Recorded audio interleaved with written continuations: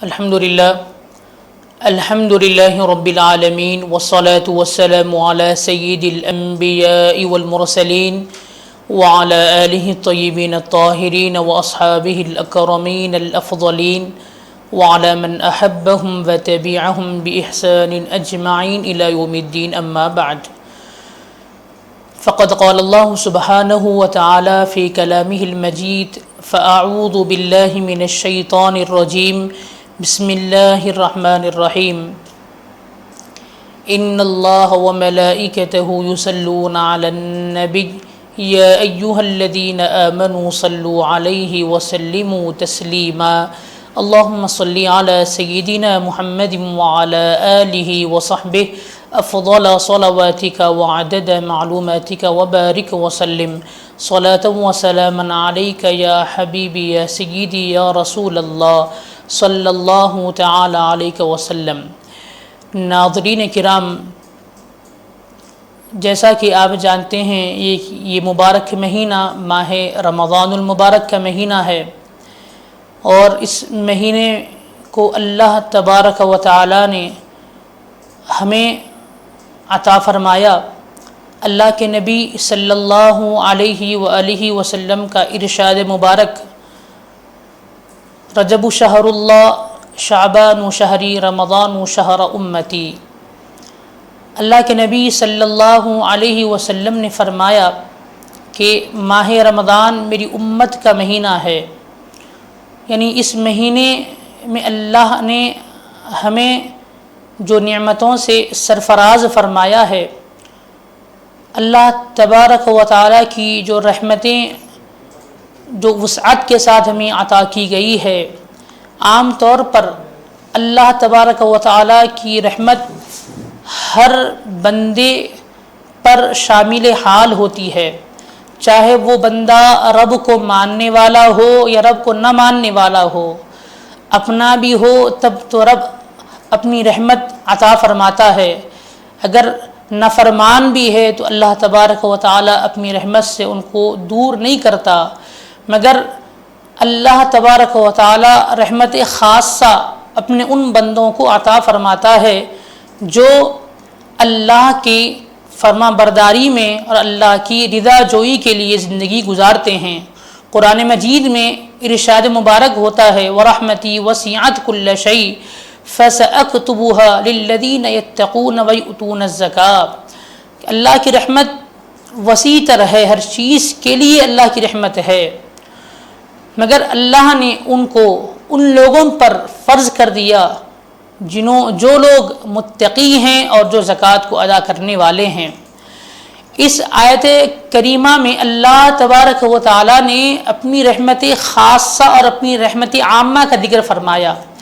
عام رحمت سے سارے بندے فیضیاب ہو رہے ہیں، مگر خصوصی رحمت اللہ تبارک و تعالیٰ انہی بندوں کو عطا فرماتا ہے جن کے اندر پرہیزگاری ہوتی ہے، اتقاء ہوتی ہے، اور جو زکوٰۃ کو ادا کرنے والے ہوتے ہیں.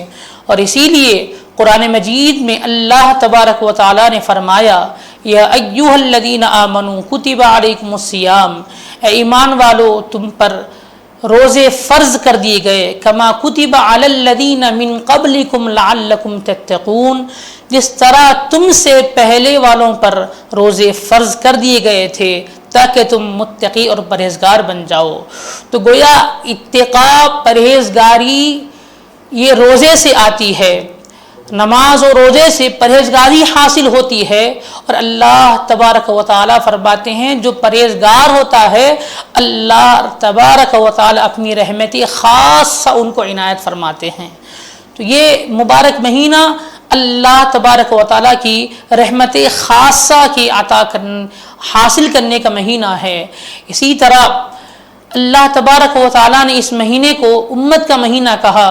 اللہ کے نبی نے فرمایا ہے، تو رب کائنات نے ہمیں یہ اعزاز عطا فرمایا کہ نبی رحمت صلی اللہ علیہ وسلم فرماتے ہیں کہ اس مبارک مہینے میں نفل نماز کا ثواب فرض کے برابر ہو جاتا ہے، اور فرض نماز کا ثواب 70 نمازوں کا ثواب اللہ تبارک و تعالی عطا فرماتا ہے۔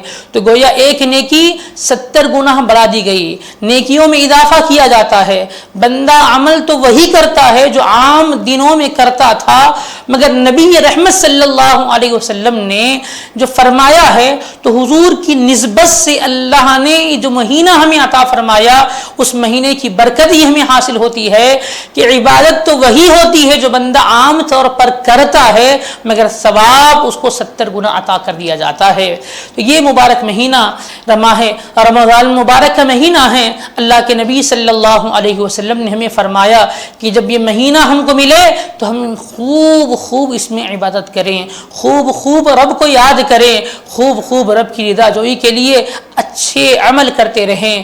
اللہ کے نبی صلی اللہ علیہ وسلم فرماتے ہیں من صام رمضان ایمانا و احتسابا غفر له ما تقدم من ذنبه، جو شخص ماہ رمضان میں روزہ رکھے اور اس لیے اس غرض کیسی ہو، اللہ کے لیے ہو، اخلاص ہو، صرف رب تبارک و تعالیٰ کی رضا جوئی کے لیے اس نے روزہ رکھا ہو، نہ دکھاوے کے لیے، نہ ریا کے لیے، نہ سمعہ کے لیے، نہ شہرت کے لیے، بلکہ صرف اللہ تعالیٰ راضی ہو جائے، اس مقصد سے اگر کوئی روزہ رکھتا ہے تو نبی رحمت صلی اللہ علیہ وسلم فرماتے ہیں کہ اللہ تبارک و تعالیٰ اس کے تمام گناہوں کو معاف فرما دیتے ہیں، اس کی بخشش ہو جاتی ہے، اس کے تمام گناہ مٹا دیے جاتے ہیں۔ غفر له ما تقدم من ذنبی، وہ جو گناہ جو اس نے پہلے کیے ہیں اللہ اس کی بخشش فرما دیتا ہے۔ سبحان اللہ۔ تو یہ مبارک مہینہ ماہ رمضان المبارک کا مہینہ ہے جو اللہ نے ہمیں عطا فرمایا ہے، اور اسی مبارک مہینے کی 3 تاریخ حضرت سیدنا خاتون جنت سیدہ نساء اہل الجنہ سیدہ کائنات فاطمہ الزہرا رضی اللہ تعالی عنہا کے وصال مبارک کا دن بھی ہے۔ اسی مناسبت سے ہم اسی پر بھی کچھ باتیں گوشہ گزار ہم کریں گے کہ یہ ماہ مبارک ایک طرف ہمیں نعمتوں کو، رحمتوں کو اور برکتوں کو لے کر آیا ہے، اور سیدہ کائنات سیدہ فاطمہ رضی اللہ تعالیٰ عنہ یہ وہ خاتون ہیں جن کی پاکیزگی، جن کی تطہیر پر خود رب کائنات نے فرمایا انما یرید اللہ لیذہب عنکم رجس اہل البیت ویطہرکم تطہیرا۔ نبی رحمت صلی اللہ علیہ وسلم پر یہ آیت پاک جب نازل ہوئی تو حضور پاک صلی اللہ علیہ وسلم نے سب سے پہلے حضرت بی بی سیدہ فاطمہ کے گھر تشریف لے گئے اور حضرت بی بی فاطمہ کو بلایا، مولا کائنات علی مرتضیٰ کرم اللہ وجہ الکریم رضی اللہ تعالی عنہ کو بلایا، اور سیدہ کائنات کے شہزادے سیدنا امام حسن مجتبیٰ اور سیدنا امام حسین رضی اللہ تعالی عنہم اجمعین، یہ نفوس قدسیہ کو آقا کریم صلی اللہ علیہ وسلم نے اپنے پاس بلایا اور اپنی چادر مبارک میں ان کو لیا اور اللہ تبارک و تعالیٰ کی بارگاہ میں عرض گزار ہوئے کہ بار الہ اللہم ہؤلاء اہل بیتی، اے مولا جس کی پاکیزگی، جس کی تطہیر کا ذکر آپ نے فرمایا ہے، مولا یہی میرے اہل بیت ہے۔ قرآن مجید میں ارشاد ہوا انما یرید اللہ لیذہب عنکم رجس اہل البیت ویطہرکم تطہیرا، یقیناً اللہ چاہتا ہے، یرید اللہ لیذہب عنکم رجس، اہل بیت اللہ چاہتا ہے تم کو ہر گندگی سے پاک کر دے، وَيُطَهِّرَكُمْ تَطْهِيرًا، اور تمہیں ہر چیز سے پاک و شفاف کر دے۔ قرآن مجید میں جن کی تطہیر، جن کی پاکیزگی کا ذکر کیا گیا ہے وہ گھرانہ سیدہ فاطمہ رضی اللہ تعالی عنہا ہے۔ یہ رسول کریم صلی اللہ علیہ وسلم کی چھوٹی شہزادی ہے جن کے بارے میں آقا کریم صلی اللہ علیہ وسلم فرماتے ہیں کہ فاطمہ میرے جگر کا ٹکڑا ہے۔ نبی رحمت صلی اللہ علیہ وسلم کی یہ شہزادی سیدہ فاطمہ رضی اللہ تعالی عنہا، جن کی عظمتوں کے کیا کہنے، جن کی شان و عظمت کو کیا بیان کیا جا سکتا ہے، جن کی پاکیزگی اور کو خود رب نے بیان فرمایا، جن کی محبت کو ایمان کا جز قرار دیا گیا، جن کی محبت کو امت پر واجب قرار دیا گیا۔ قرآن مجید میں اللہ تبارک و تعالیٰ نے ارشاد فرمایا قل لا اسألکم علیہ اجرا الا المودۃ فی القربى، اے حبیب آپ فرما دیجئے لا اسألکم علیہ اجرا، میں تم سے کوئی دین کی تجوید ترویج، دین کی اشاعت اور دین کے پھیلانے اور تم کو رب سے قریب کرنے کا میں تم سے کوئی اجرت نہیں مانگتا۔ لا اسألکم علیہ اجرا، دین کے پھیلانا، دین کو جو اللہ کے نبی نے ہم تک دین کو پہنچایا ہے، اللہ سے ہم کو قریب کیا ہے، اللہ کے حبیب علیہ السلام کو اللہ نے خود فرمایا کہ محبوب آپ فرما دیجیے اپنی امت کو کہ لا اسألکم علیہ اجرا، کہ میں تم سے کوئی اجرت طلب نہیں کرتا، الا یہ کہ اجرت تو نہیں طلب کرتا مگر یہ کہ تم میری اقربا سے محبت کرو، میری اقربا سے مودت کرو، میرے گھر والوں سے محبت کیا کرو۔ تو یہ حکم خداوندی ہے، کلام رب کا ہے، زبان مصطفیٰ جان رحمت صلی اللہ علیہ وسلم کی ہے۔ اللہ کے حبیب علیہ السلام کو اللہ نے خود فرمایا محبوب آپ فرما دیجیے اپنی امت کو، لہذا حضور نے جو ہمیں فرمایا ہے قرآن مجید میں، جو رب نے ہمیں یہ تلقین فرمائی ہے، اس سے ہم کو یہ معلوم ہوتا ہے کہ یہ جزیات ایمان میں سے ہیں کہ اہل بیت اطہار سے محبت کیا جائے، اس لیے کہ ان سے محبت ہمارے لیے نجات کا ذریعہ ہے۔ ایک طرف صحابہ کرام رضوان اللہ علیہم اجمعین ہیں تو دوسری طرف اہل بیت اطہار رضوان اللہ علیہم اجمعین کی وہ ذات مبارکہ ہے۔ ایک طرف ہم دیکھتے ہیں صحابہ کرام نے بھی اولیاء حضرت اہل بیت اطہار سے محبت فرمائی، اہل بیت اطہار صحابہ سے محبت فرمائے۔ ہر اہل بیت صحابی ہے مگر ہر صحابی اہل بیت نہیں ہیں، مگر ہر صحابی اہل بیت سے محبت کرنے والے ہیں اور بے انتہا محبت فرماتے تھے۔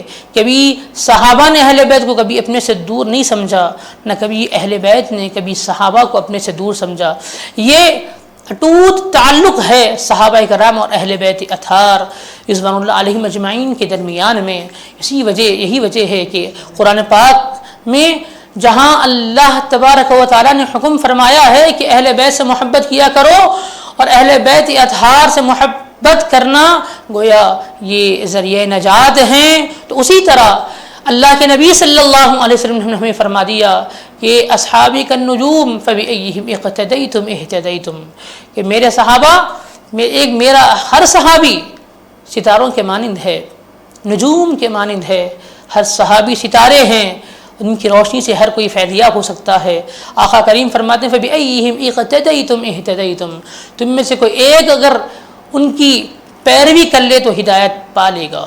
یعنی گویا صحابہ کرام ستارے ہیں، اور سیدی دگن کے محدث سیدنا عبداللہ شاہ صاحب رحمۃ اللہ علیہ جو محدث دکن ہیں، حضرت نے بڑی بہترین تطبیق فرمائی۔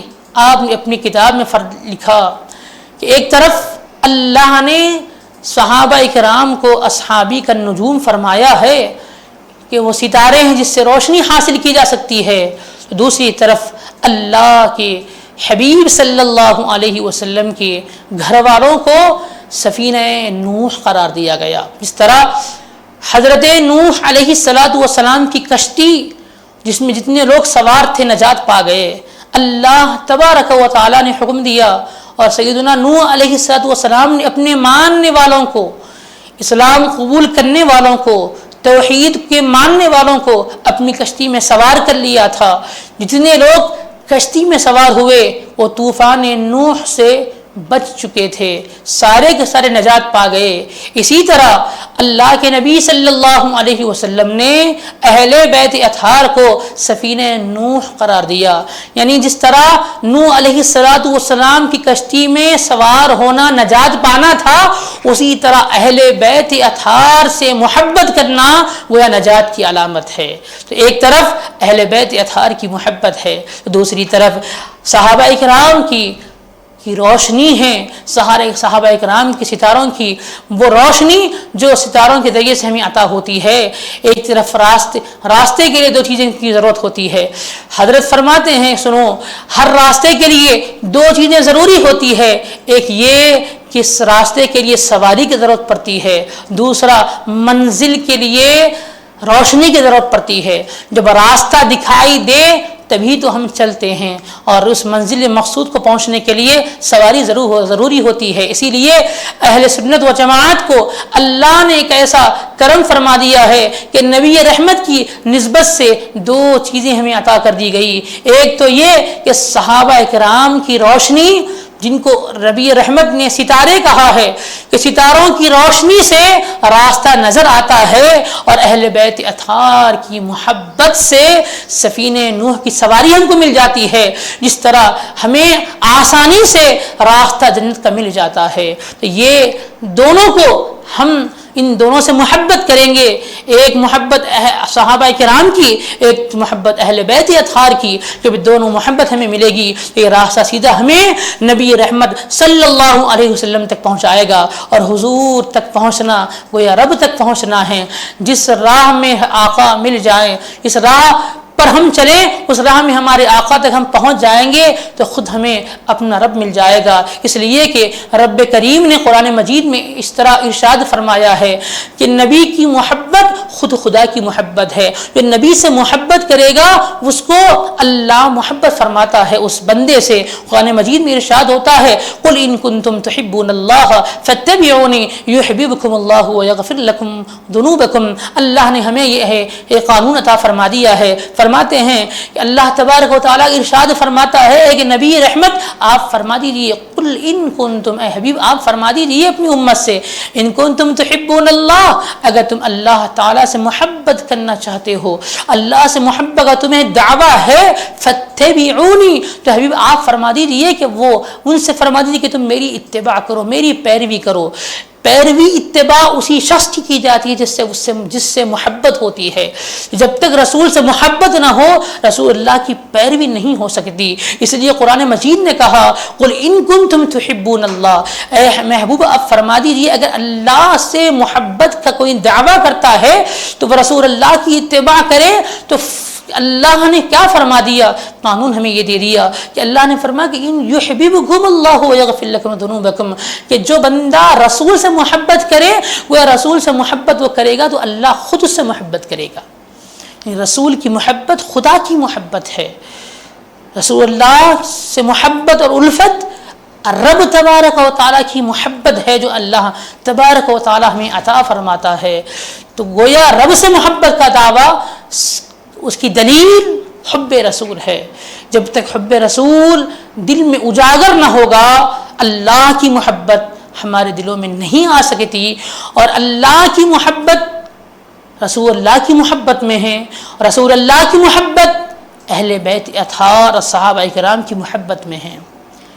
یہ ہمیں کانسیپٹ دے دیا گیا کہ اہل بیت اطہار اور صحابہ کرام کی زندگیوں کو ہم دیکھیں، ان سے محبت کریں، ان کی زندگیوں پر عمل کریں. اس لیے کہ یہ ان کا ہر عمل نبی رحمت کی سنت ہے. وہ کرتے تھے جو مصطفیٰ کرتے تھے. انہوں نے حضور پاک صلی اللہ علیہ وسلم کی محبت کو اپنا سب کچھ بنا لیا تھا، آپ کی اتباع کو اپنا سب کچھ بنا لیا تھا. ان کا چلنا، ان کا پھرنا، ان کا بیٹھنا، ان کا سب کچھ نبی رحمت صلی اللہ علیہ وسلم کے حکم کے مطابق، اللہ تبارک و تعالیٰ کی رضا کے مطابق ہوتا تھا. اسی لیے ان سے محبت ہمیں کرنا چاہیے. اور ان اہل بیت اطہار میں سب سے نمایاں عظیم ہستی سیدنا مولائے کائنات اور سیدہ فاطمہ رضی اللہ تعالیٰ عنہ کی ذات کریمہ ہیں. اللہ کے حبیب علیہ الصلوۃ والسلام کہ معمول رہا کہ نبی رحمت صلی اللہ علیہ وسلم جب کبھی سفر کے لیے روانہ ہوتے تو سرکار سب سے پہلے اپنی چہیتی شہزادی سیدہ کائنات لے کر تشریف لاتے اور آپ سے ملاقات فرماتے، پھر سفر کا ارادہ فرماتے. اور حضور جب سفر سے لوٹ کر آتے تو سب سے پہلے حضور مسجد کے بعد کسی کے گھر تشریف لے جاتے تو وہ سیدہ کائنات کے گھر تشریف لے جاتے اور قربان جائیے نبی رحمت صلی اللہ علیہ وسلم جب سیدہ کائنات کے گھر تشریف لے جاتے ہیں تو بی بی فاطمہ رضی اللہ تعالی عنہا آقا کے استقبال کے لیے کھڑی ہو جاتی، اور ایسا ہی طریقہ ایسا ہی ہوتا کہ جب سیدہ کائنات رسول کریم صلی اللہ علیہ وسلم کے دربار میں تشریف لاتی، جب تاجدار کائنات کے گھر تشریف لاتی تو سرکار دو عالم صلی اللہ علیہ وسلم سیدہ کائنات کے لیے کھڑے ہو جایا کرتے تھے۔ قربان جائیے، یہ تو ممکن ہے کہ والد ماجد آئیں تو شہزادی استقبال کے لیے کھڑی ہو جاتی ہے، یہ بات سمجھ نہیں آتی ہے، مگر تاجدار کائنات، مالک کون و مکان، فخر موجودات، نبی رحمت، رحمت للعالمین، سارے اماموں کے امام، سرکار دو عالم صلی اللہ علیہ وسلم کا یہ معمول رہا کہ جب شہزادی سیدہ فاطمہ تشریف لاتی تو خود آپ استقبال کے لیے کھڑے ہو جاتے تھے۔ یہ حضور پاک صلی اللہ علیہ وسلم کا یہ عمل ہمیں اس بات کی طرف اشارہ کرتا ہے کہ رسول کریم صلی اللہ علیہ وسلم بے انتہا سیدہ فاطمہ سے محبت فرماتے تھے، لہذا ہمیں بھی محبت کرنا چاہیے۔ سیدہ کائنات کی زندگی، آپ کے احوال، آپ کے آثار، آپ کے بارے میں ہر خاتون کو جاننا چاہیے، اس لیے کہ سیدہ کائنات کے بارے میں نبی رحمت صلی اللہ علیہ وسلم فرماتے ہیں کہ سیدہ نسائی اہل الجنہ، یہ سیدہ فاطمہ جنت کی خواتین کی سردار ہے۔ آقا کریم صلی اللہ علیہ وسلم نے فرمایا جہاں سیدہ کائنات کو یہ اعزاز عطا فرمایا ہے وہاں سیدہ کائنات کے شہزادگان سیدنا امام حسین، امام حسن مجتبی رضی اللہ تعالیٰ عنہ اجمعین، ان دونوں کے لیے اللہ کے نبی صلی اللہ علیہ وسلم فرماتے ہیں سیدہ شباب اہل جنہ، یہ جنت کے نوجوانوں کے سردار ہیں، یہ سرداری، جنت کی سرداری ان کے گھر سے ملتی ہے۔ یقیناً سرداری ہمیں جو عطا اللہ کے حبیب علیہ الصلوۃ والسلام کے شہزادگان کو اللہ نے عطا فرمائی ہے، جو چاہتا ہے کہ ان کی غلامی میں رہے، جو چاہتے ہیں، جو خاتون چاہتی ہے، جو خواتین چاہتے ہیں کہ سیدہ کائنات کی غلامی میں رہیں، ان کی کنیزہ بن کر رہے تو ان سے محبت کریں، اور جو نوجوان چاہتا ہے کہ وہ جنت میں داخل ہو تو انہیں سیدہ کائنات کے شہزادگان امام حسین، امام حسن مجتبی رضی اللہ تعالیٰ عنہما، ان دونوں شہزادگان سے محبت کرنا چاہیے۔ یقیناً ان کی غلامی ہمیں جنت میں لے جاتی ہے۔ عزیزان محترم، اللہ کے نبی صلی اللہ علیہ وسلم کی شہزادی کے بارے میں خود رسول کریم صلی اللہ علیہ وسلم فرماتے ہیں کہ یہ کون ہے؟ تو حضور نے فرمایا کہ یہ میرے جگر کا ٹکڑا ہے۔ حضور فرماتے ہیں سیدہ کائنات رضی اللہ تعالیٰ عنہ کا نکاح، حضور فرماتے ہیں کہ اللہ نے مجھے حکم دیا ہے اے فاطمہ کہ میں تمہارا نکاح حضرت مولا کائنات علی مرتضیٰ سے کراؤں۔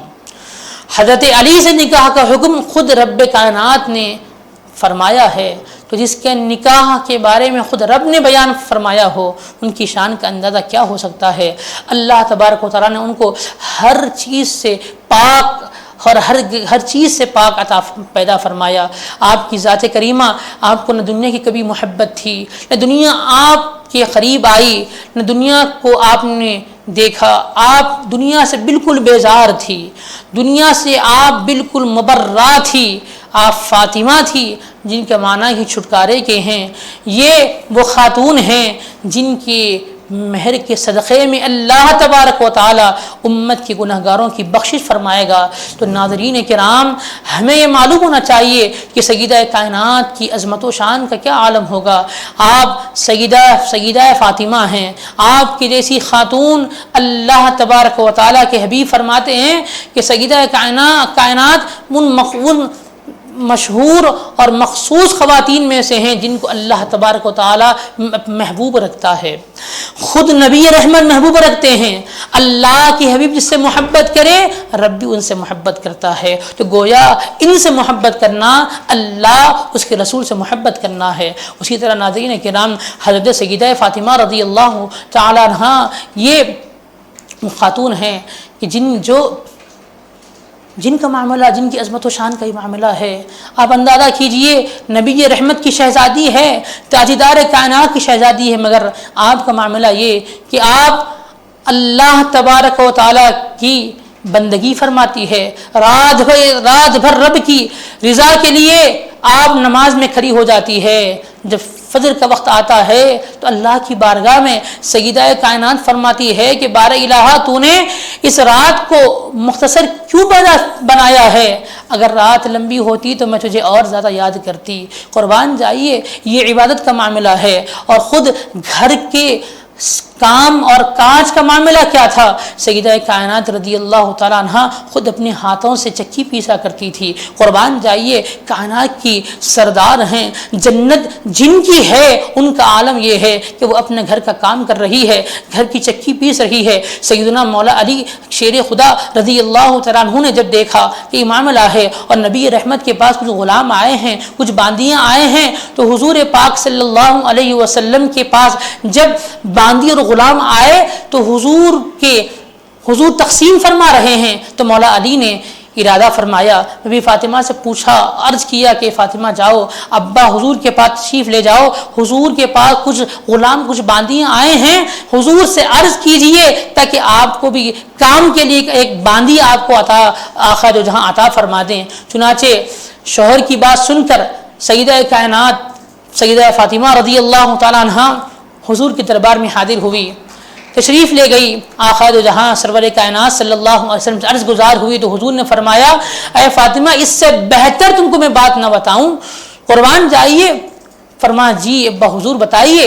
تو حضور نے فرمایا کہ فاطمہ سنو، جب تم رات کے وقت جب تم تھک گئی ہوتی ہو، جب تم آرام کرنے کا ارادہ کرتی ہو، اس وقت تم تسبیح پڑھ لیا کرو.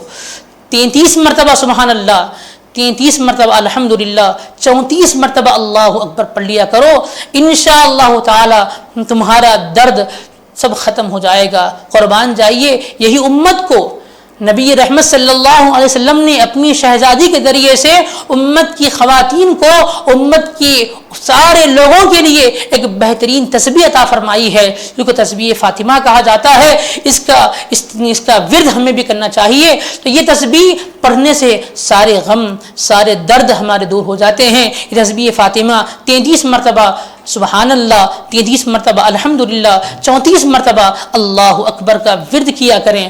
تو ناظرین کرام، اللہ کے نبی صلی اللہ علیہ وسلم کی شہزادی سیدہ فاطمہ رضی اللہ تعالیٰ عنہ کا وصال مبارک کا دن ہے. ہمیں چاہیے کہ آپ کے وصال مبارک کے دن پر فاتحہ کا اہتمام کریں، اس لیے کہ یہ بزرگوں کا تجربہ رہا کہ جو سیدہ فاطمہ رضی اللہ تعالیٰ عنہ کی فاتحہ 3 تاریخ کا اہتمام کرتے ہیں، فاتحہ کا اہتمام کرتے ہیں، تو اللہ تبارک و تعالیٰ کی طرف سے ان پر بے پناہ نعمتیں، سرفرازیاں عطا ہوتے ہیں.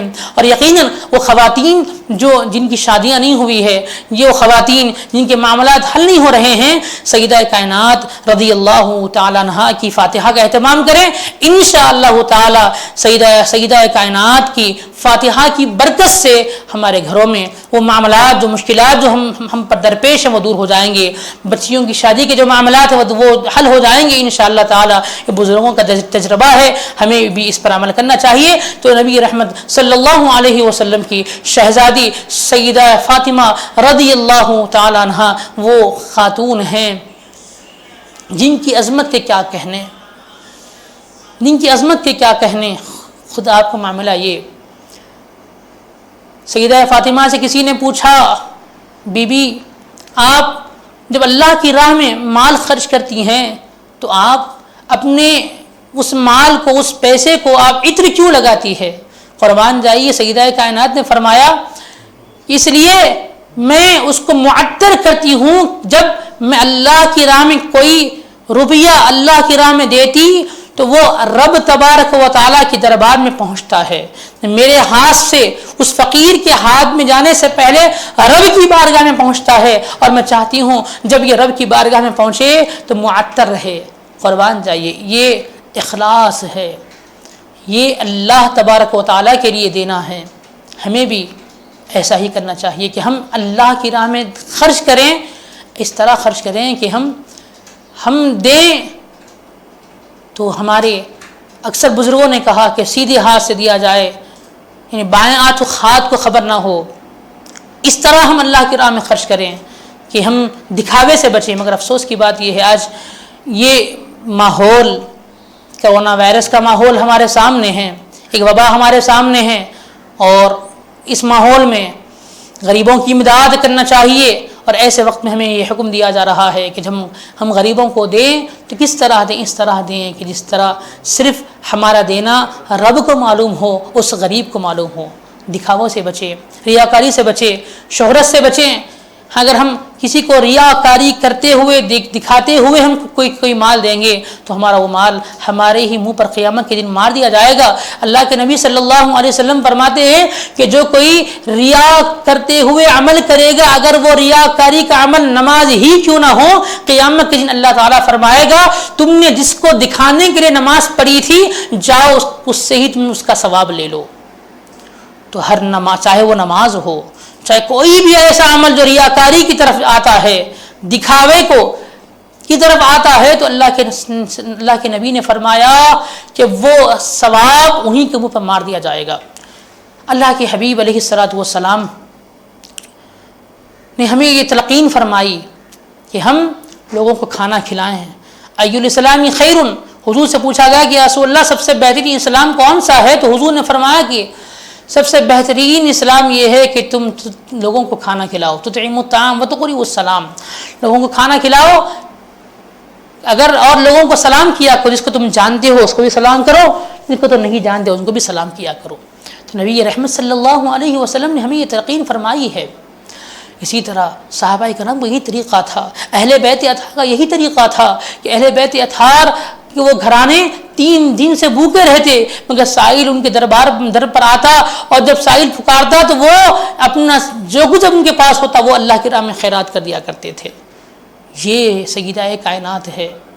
ایک دفعہ نبی رحمت صلی اللہ علیہ وسلم کی شہزادی سیدہ کائنات کے گھر میں چولہا جلا، فاقہ کشی کے بعد چولہا جل رہا ہے، 4 روٹیاں بنائی گئی، مولا کائنات کو آپ نے عطا فرمائی، امام حسین کو عطا فرمائی، امام حسن کو عطا فرمائی۔ ایک روٹی ہے، سیدہ کائنات نے اس کے 2 ٹکڑے کیے، ایک حصہ اپنے پاس رکھی اور ایک حصہ اپنے پاس چھپا کر رکھ لی۔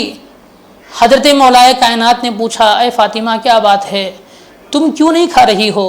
یہ کیوں اس حصے کو تم رکھ چکی ہو؟ قربان جائیے، فرماتی ہے کہ آج میرے گھر میں چولہا جلا ہے، میں نہیں جانتی کہ میرے ابا جان نے کچھ کھایا ہے یا نہیں کھایا ہے۔ اللہ اکبر!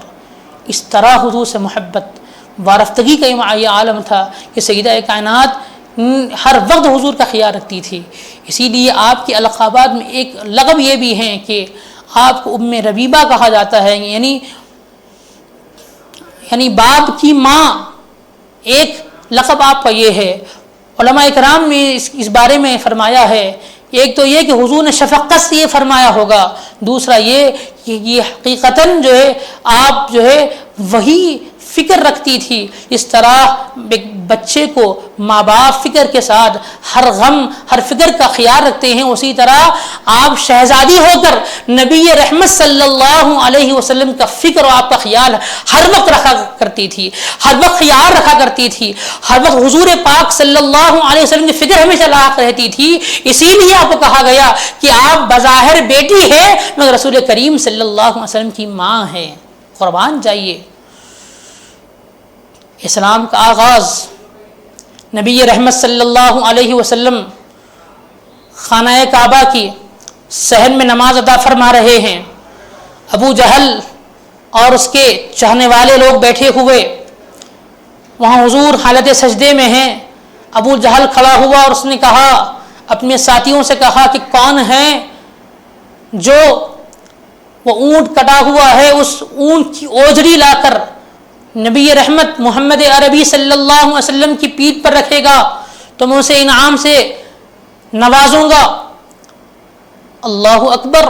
ایک ظالم کھڑا ہوا، اس نے وہ اوجڑی لا کر، جو اونٹ میں سے جو پیٹ میں کی اوجڑی ہوتی ہے، جو غلاظت ہوتی ہے، اوجڑی لا کر نبی رحمت صلی اللہ علیہ وسلم حالت سجدے میں ہیں اور آپ کی پیٹھ مبارک پر اس اوجڑی کو رکھ دیا۔ قربان جائیے حضرت عبداللہ بن مسعود رضی اللہ تعالیٰ عنہ موجود تھے، انہوں نے فرمایا کہ اتنا کفار کا غلبہ تھا کہ مجھے قسم کی ہیبت ہو رہی تھی کہ میں آگے بڑھوں، یہ ارادہ کر ہی رہا تھا، سوچ ہی رہا تھا، مجھے ہمت نہیں ہوئی، مگر کیا دیکھتا کہ ایسے وقت جب نبی رحمت صلی اللہ علیہ وسلم کے پیٹھ مبارک پر اوجڑی رکھی ہوئی ہے اور آقا سجدے کی حالت میں ہیں، سیدہ کائنات رضی اللہ تعالیٰ عنہ دوڑتی ہوئی آئی اور اس اوجڑی کو ہٹایا اور نبی رحمت صلی اللہ علیہ وسلم کا خیال رکھا۔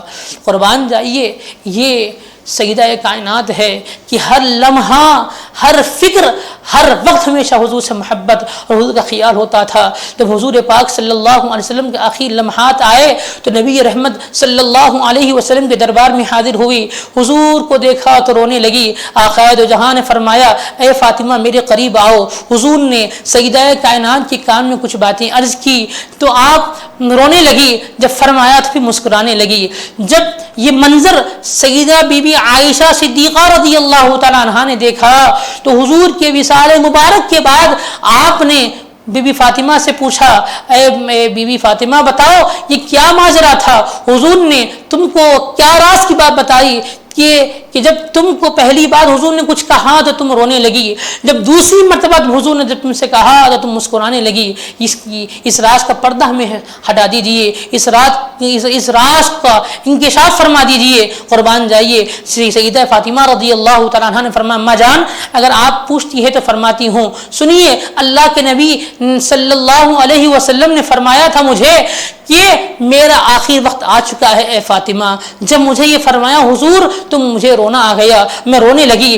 پھر حضور نے مجھ سے فرمایا اے فاطمہ مت رو، سنو میرے گھر والوں میں، میرے افراد خاندان میں سب سے پہلے مجھ سے ملنے والے تم ہی ہوگی، تم ہی میرے پاس آنے والی ہوگی۔